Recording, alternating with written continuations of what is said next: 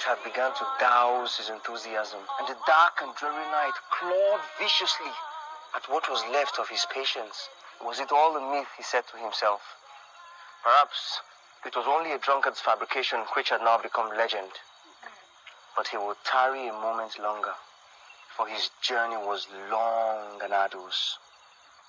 Suddenly, the water began to glisten. He sprang up like a joyous toad and sprinted to the bank of the river. And to his greatest amazement and delight, she arose, the water demon.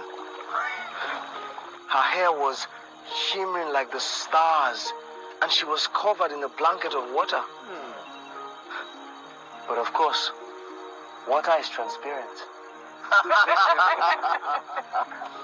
So our hero Derili could see her luscious nakedness behind the blanket. Oh, I think I like where this story is heading. And the blanket retreated back into the river.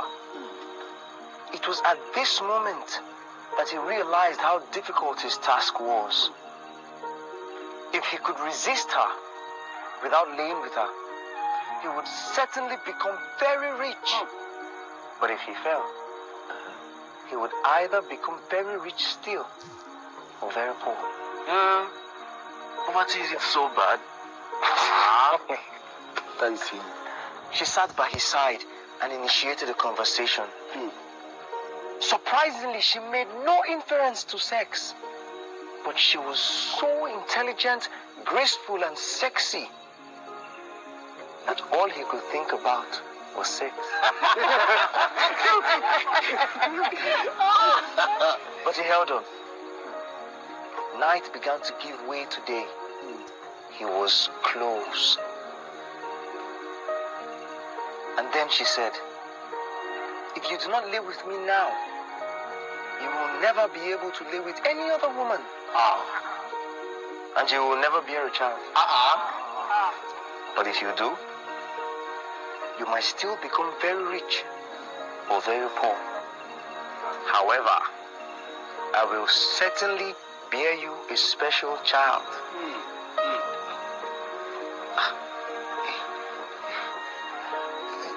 No one ever spoke of this, he said.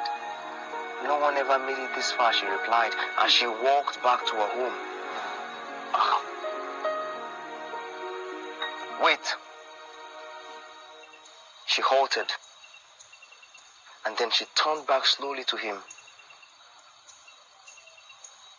Who can guess what he did? I would definitely have sex with her. At least there is still a half chance of becoming rich. That was his thinking. You see, they really died a wretched man. But the son she bore him became very wealthy and famous.